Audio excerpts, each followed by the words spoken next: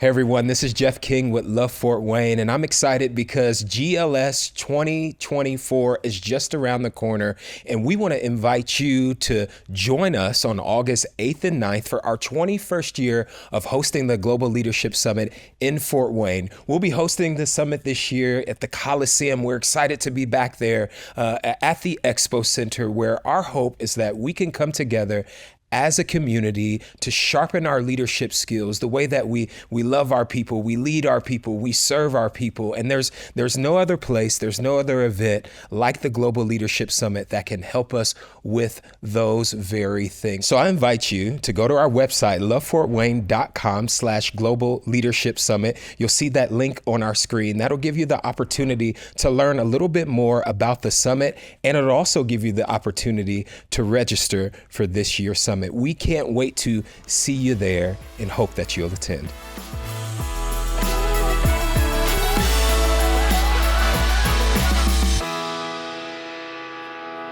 Well, welcome everybody to our newest edition of the Love Fort Wayne podcast. I'm CEO of Love Fort Wayne, Jeff King. I'm joined by Mitch Cruz. Mitch, how are we doing today? Excellent. Great to be with you. Yeah, we're excited today. I'm really excited about today's guest. Another great episode. We've had a great lineup so far in 2024, and we've got another, again, great episode lined up today. We've got John Bowen. John, how are you? I'm great. Great to be here. Thank you. Yeah, so excited that you're here with us. We're going to talk a lot about leadership and the Global Leadership Summit itself, and how leadership, foundational principles of leadership impact our everyday. And John's going to share a little bit about that, all of those things from his perspective. But I'm going to let you first just introduce yourself officially, where you serve, more about your family, anything that is on your heart. Absolutely. Thank you. So first, thank you for having me today. Great to share some time with y'all. So starting just with my career, I oversee the Allen County facilities within Parkview, and it's really just great to be able to serve the region in the delivery of healthcare. I view it as an extension of my faith. My dad was a minister for 50 years. My mom was a teacher. They really ingrained in me that part of what you should do in your career is serve others, and part of that is an extension of your faith. That's really interwoven into who you are and what you do. And so Parkview definitely allows me to do that with their mission and my role here serving in the hospitals. The support that I have for it, I told you, first call was at 3:30 this morning. That support system that I have is really my family. And I have an amazing wife, Emma. We've known each other. We went to senior prom together. Oh, wow. And we've been together ever since. She's my best friend. So we've been together for a very long time. And so I'm not going to say the number of years that we've been married because I'd get it wrong. But I don't want to, it's just recorded, so I don't want to get in trouble. But we've been married and together for over 20 years now. And she's my partner just in life. And we've got 4 amazing kids. William is 16, about to be 17. It's just so weird having a child that age. You blink and it just goes by so quickly. We have a son, Elliot, who's 15, and just a rambunctious guy. He's just like his dad, I'd say. And then we have the 2 younger ones. Charlie is 11, Lily's 10, and just they're a lot of fun. It's amazing for me seeing my kids and how every one of them, there's similarities, and the good similarities are from mom. The bad ones are from me, of course. But they're all unique, and the way you engage with your kids, I've learned, has just been so important. And what I've found, a lot of folks talk about work-life balance, and I don't embrace kind of the typical you got to work just a certain number of hours per day, because in healthcare hospital it's 24/7. It's every day of the week there's something happening, and so you have to be available. And so to find that balance and to find that love and how to engage with your kids, I find you have to find unique moments throughout every day to connect with them, whether it's taking my son to school. I love that, just that moment of playing a good song with them and just talking about the day. The teenagers never want to talk to you about their day, of course, but just finding those unique moments. And for me and Emma, we always block 15 to 20 minutes to have coffee together. And that's where we just talk about our morning day. or night? Always morning. Okay. Yeah. I was going to say, I was curious. Yeah. So we always have coffee together. And so that's our time where we just know every day that's sacred for us. That's cool. And so that's just having that home foundation is so important. It allows me to live my mission every day by having that support system and just that thing you can go back to every day. He referenced y'all. Yeah. So I want to know about where that senior prom was and where you grew up. And I also want to know, do you know the plural for y'all? It's all y'all. That's right, baby. Absolutely. Yeah. All y'all.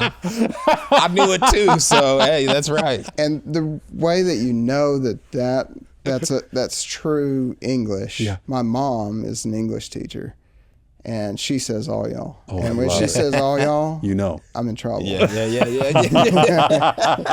So I'm originally born in Houston. My dad was a pastor in Arkansas for many years after that, and grew up in Arkansas, really all over the state, but ended up in Northwest Arkansas. So Fayetteville would be what I consider home. I just hired a new basketball coach. Yes, you Excited about did. that. And the whole world yeah. knows that. It feels good. I was kind of worried there for a minute. But when grew up in Northwest Arkansas, my wife and I went to high school together at a school called Shiloh Christian, and then I went to Oklahoma Baptist University. Oh, yeah. Which is just outside Oklahoma City, and I think if I feel so bad for my in-laws because I got married at 21. And I just know they must have been freaking out. Like, what is this guy? This guy's marrying our daughter, and I don't know I had no idea what I was wanting to be. I knew I wanted to help people, support people. And Did you think about being a preacher, pastor? There were times I was a youth pastor at one point. Oh, wow. During college for about a year, and I did that. And with my dad being a pastor, I knew all the ins and outs of ministry, and I just knew that my calling to serve was not in the church in that professional manner. And so finding, so how are you going to serve the Lord in your career? Yeah. With your career being an extension of faith, I went through several iterations till I stumbled into healthcare. And really it was through my father. He sat down with me at dinner like a good father should, like, all right, man, we got to figure out what you're going to do with your life. And he had served in a small town on a small hospital board.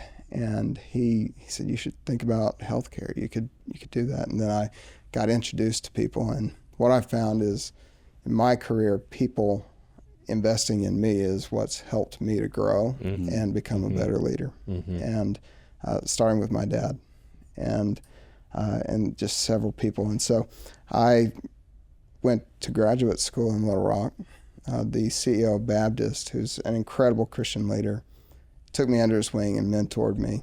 And I moved off to South Texas is when the economy really just fell apart, and I found jobs in Idaho, Texas, and Vermont. So we went to the closest one in South Texas and did that for 2 years. But then that guy, Russ, CEO, called me back and said, hey, I want to get you back here. Let's see if you're a good fit.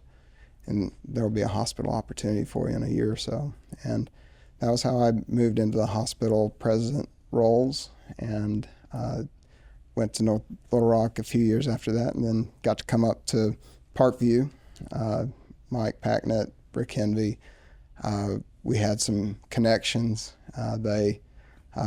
We connected. I think value-wise, we really click, and from a just value perspective, it's very important to me that my personal values match the people I work with. Oh, yeah. And it was very, very evident when I saw Parkview that it was a match. And so I was really scared when I interviewed, because I just thought, man, I'm going to be devastated if this doesn't work out. And it did, fortunately. So then 7 years ago, I moved up, joined Parkview. So it was wonderful. Praise the Lord. Yeah. We're blessed to have you Blessed here. to have you for Thank you. sure. So we mentioned we're going to talk a little bit about the Global Leadership Summit and just the investment that Parkview and you all as leaders within the health system that is Parkview, you invest, you pour back into the leaders. And I know my Parkview lingo. I have some Parkview friends, the coworkers. Coworkers, that's right. You invest back in them so intentionally, and it's just an important thing. And I know attending the Global Leadership Summit and ensuring that your emerging leaders, your current managerial leaders, all the way through up to you all's level as president of PRMC and the affiliates, it's foundational. Why is it important for you all to first have leaders attend the Global Leadership Summit, and then why is it important for you all to just invest in your leaders as a whole? So investing in the Global Leadership Summit, my first summit was 7 years ago, and I'm new to Fort Wayne. I'm using Google Maps to get to the Coliseum just to figure out what's where. And it's a congregation of folks from around the city that you can build immediate connections with the city. And I think that at Parkview, we really want to integrate ourselves into the community, and the summit's a great way to do that because there aren't a lot of forums where you get such a wide group of folks from around the city to come together in a forum like that. And so I think that it's just something that's local that we build connections. So for me, it was great to build those connections, but it's the same for several of our leaders. The speakers also, I've found that they do just, there's little things that you pick up from everyone, whether it was James Clear or Condoleezza Rice. Craig Groeschel last year, he spoke about thinking inside the box, and I love that so much. So there's just takeaways that you get that make you a better leader. And for me, working in not in the church, or the ability to have a leadership development with that faith element tied into it is really beneficial. Yeah.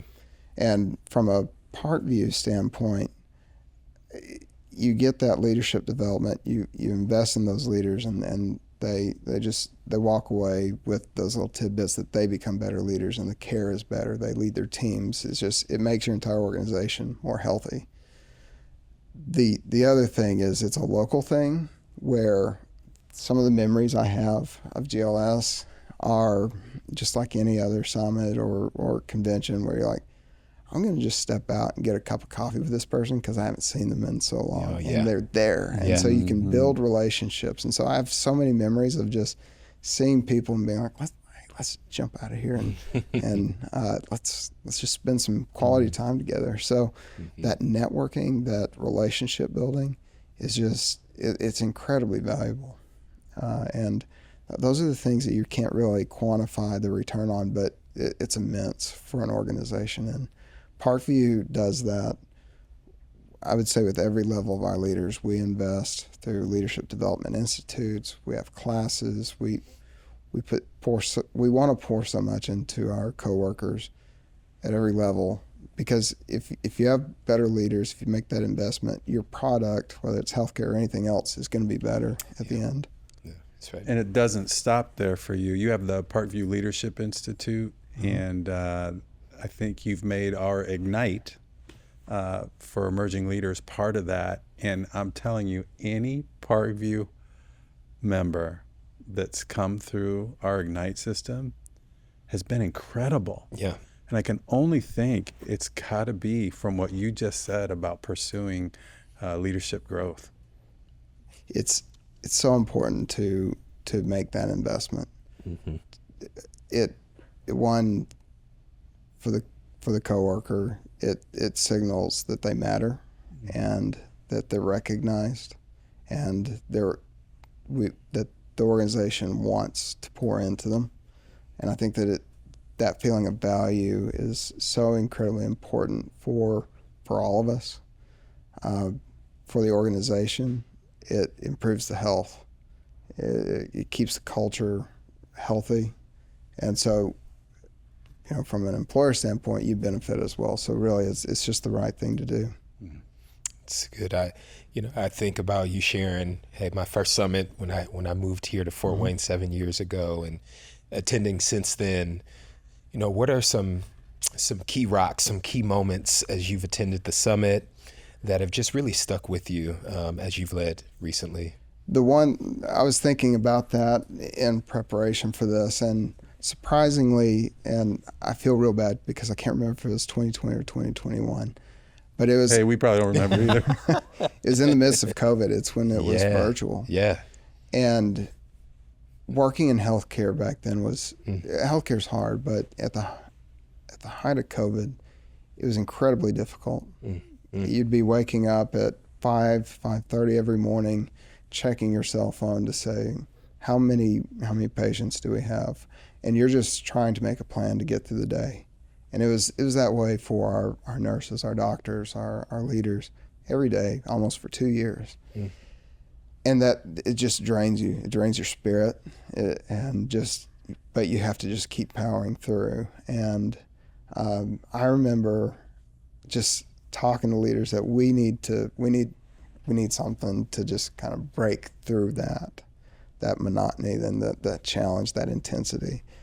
And the GLS was virtual, and we got in the conference room and we watched it, and just that time of breaking through, it was replenishing, but it allowed us as a team to just be together and not talk about something that was so intense. It was able to just bring us together. Yeah. That one stood out. Just,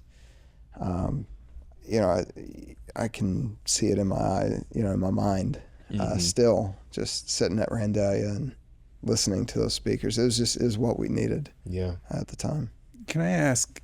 You brought up COVID. That has to be, I assume, one of the most unique things a healthcare professional has ever dealt with in the history of the world. Absolutely. Can you tell us like 2 or 3 things that were just totally different on how you had to deal with it versus a normal day at the office? So a normal day, you walk into the hospital and you see people everywhere, and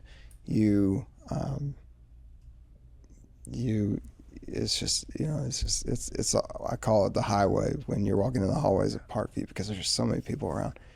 With COVID, you would walk in and you don't see anybody, because we couldn't have visitors. We couldn't have, unless you're a patient and you're in the patient's room, you didn't see anyone. And so you basically went straight to where you worked, and you really didn't walk around, and you didn't see people. And so just that human contact was missing, which is so key in healthcare. Everything was disrupted. When I would walk into the ICUs, you have to check patient vitals on a pretty regular basis, and the nurses would have to put so much equipment and things on that we had to change the way we check vitals, because it took too much time for the nurses to go in, check it, come out, take it off, go to the next room, put a new bit of equipment on. And so we had to find just creative ways, and the creativity that folks came up with of how you could stretch those vital machines out so that you didn't have to do that. Just your daily workflow was completely disruptive. It's not all bad though, because we did a daily huddle. We started a huddle where everybody just came together virtually, and we did a safety huddle where everybody just reported out. And we realized this is amazing. We all have our teams, and healthcare is a team made up of teams. But it brought everyone together every day. We still do that huddle today because we found value. So even though there were difficulties, we've been able to find some real value in even those hard times. Yeah, two of the things that you shared over the past couple of minutes have really grabbed my attention, which is just one of your GLS highlights being we broke through, the isolation, to be with one another, and just to go in that room and say, okay, we've paused and we're here together. And for me, on two different fronts, it's in my day-to-day life of leadership and the work that I'm called to and the people that I serve. We need those moments where we're with our people, where we say, I'm away from this thing or the monotony of what this is going on, important work, but to just truly pause and to be with my people is just such a valuable thing in our lives as a whole and in our lives as we lead and shepherd and serve other people. So I love that you share that, and that was your highlight, just going back to that moment. But I also love when you said, hey, these were some of the challenges, as Mitch asked about COVID. Like, we got these challenges that happen in the midst of COVID, but creativity in challenges and creating rhythms that we need it in the moment that can sustain us going forward. Like, those are two valuable things in our lives as we lead others and as we lead in the day to day. We talk about children and gotta be creative in some of those moments, and we gotta huddle our children and those that we care for and make those things a rhythm of leadership in our lives every day. So thank you for those points. Yeah, Absolutely. yeah. Go for You're it. a student and a teacher of the Bible. As you lead so many people and so many teams, how does the word get into your words? Faith is such an intimate and deep part, I think, of any person. That genuine faith is interwoven into who you are as an individual. And one of the big things I believe in is be genuine and be authentic as a leader. So you're not going to be able to be authentic if you leave part of your faith on the sideline. And so it's not to say you just Right. put it out there just all the time, but there it's clearly a motivation of who I am and some of the values that I hold as a leader, which is my job is to serve the people who I lead. My role as the leader of the organization of PRMC is to facilitate and equip the people who provide health care. And that servant leadership, you have to check. Everybody has ego, but you have to check that ego as a servant leader. And that, to me, is how you weave your faith into your daily work and especially your leadership. I love that. I love that too. Jesus said, if you want to lead, serve. That's right. There he is. There Right he is. there. That's That's right. that That's guy. man. Yeah, I appreciate that example so much, John. You were sharing as part of your story with us that moment as a young man when your father so beautifully said, all right, what are we going to do with your life? And it made me think about the emerging generation of today. Yeah, that 16, 17, maybe up to about 25 plus that we collectively, I think we see this is it's a cool generation. They're service centered. They want to collaborate. They want to neighbor well, but they are now our workforce and our emerging workforce. Is there a word, almost having a 17-year-old yourself, like, is there a word that you would give the emerging generation about leadership as they now emerge into our emerging leaders? Right. Yeah. I've thought about that. Part of my journey is what would I impart to that generation, and what I find when I reflect is, one, when you care very deeply about an issue or a movement, you pursue the ideal, and that pursuit, you're always seeking to attain the perfect ideal that oftentimes is unattainable. And until you achieve that, at least for me, I wasn't happy, until I reached that goal. I'm very goal-oriented.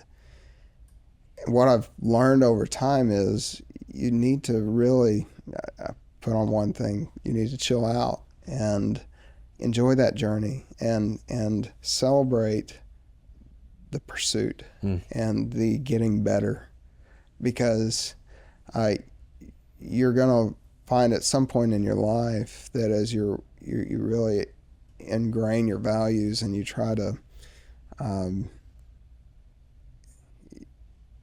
you're trying to change the world, I guess. That if you don't enjoy the journey, you're going to miss a lot of life. And your ability to have joy diminishes if you don't enjoy that journey. And you can become discouraged if you don't celebrate improvement. And improvement is so valuable. And just enjoy the journey. Yeah. You paraphrased John Wooden. He said, everyone should strive for perfection. Perfection is unattainable. Striving for perfection is attainable. And that's what you just said. That's so powerful. What would you say to that emerging generation who are thinking about healthcare administration? Where should they go? What kind of studies should they pursue? Yeah, that's good. What would be a good balance in their life to pursue as well as academics? That's for me. I'm a little unorthodox because my degree is in philosophy and is it political really? Science. And what? So, political science. So your eyes got big. Oh, this is awesome. So I took an unorthodox path. Probably one reason why my in-laws were so worried. Back then. Is he going to take care of our daughters? This guy's got a philosophy degree. What's he going to do? But the first thing I would say is work in healthcare. Find a job. I was a special ed. I worked in special education, paraprofessional, and I got to work with kids, and that wasn't hospital, but it was. I learned a lot through that when I got out of school, and so I had a varied professional background prior to going into healthcare. The best thing you can do, number one, is work within the healthcare, and there's so much. You can go into nursing, you can respiratory, you can work in facilities and maintenance or finance or information systems. The healthcare is so varied. There's so many different paths. And so just find the thing that you really care about. And if you want to work in healthcare, lean into your strengths and pursue a career there. And then from a degree standpoint, health administration is always kind of the go-to. That was after philosophy, I got health administration. So I did have to go back to school and That's true. learn a little more. Thank you. Yeah, that's great. Is you encourage some folks on some steps they should take. Could you share, I should say, just some things that you try to root in your life every single day in regards to leading, not only in your work, but at home and everything that you might do. And secondly to that, maybe some encouragements for some other folks to think about this the way that maybe you could go about leading your life every single day as well.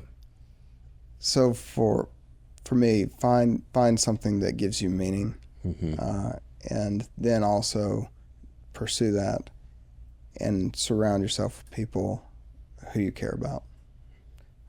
For me, I find so much fulfillment in my career because of, number one, what I do. I care so much about helping folks who are hurt or sick. But the second thing that means just as much for meaning and is I love the people I work with. I love the physicians. They push you to be better. I love working with the nursing teams, the administrative leaders. It's a network of folks that you just really, really enjoy working with. And so to find meaning in your life and your career, I would say those are really two key elements. And that transitions itself over to life so much. Just be genuine with your family and your friends, and just find things that you just truly meaningfully enjoy doing. With my family, I hate theme parks. It's just the absolute. I said I was introverted at the beginning. I do not. It's just too many people. but our family loves hiking. And so over spring break, we hiked, and it was just doing something we all love doing together. And it just really, it found that meaning. So the encouragement I'd offer is just pursue the things that give you meaning, and surround yourself with people who feed into that. Beautiful. So good. Yeah. What you thinking? I think we could do a whole nother episode, and maybe we should in the future. Yeah, that's right. That's right, John. We thank you for jumping on and just sharing more about yourself, but also your leadership journey, and giving so many cool, me and Mitch say gems, these gems for not only us, but our listeners to take and to contemplate and reflect on about loving well and leading well and going as they're called. That's one of my takeaways from you. So thank you for that. Is going as we're called and finding those places where God has placed us and excelling at those things, but celebrating the journey along the way. The journey's so important. It's so important. Yes. Yeah. So we appreciate you. And folks, I hope you enjoyed it as much as Mitch and I did. Hopefully you were able to write down some of the gems. And if you didn't, rewind it, go back, find that spot on the podcast, write some things down, and again, reflect on where you can add some of these gems into your life as it pertains to leading where you are in your everyday, but also among those that you love. So again, until next time, we hope that you are well, and we hope that you join us on our very next episode.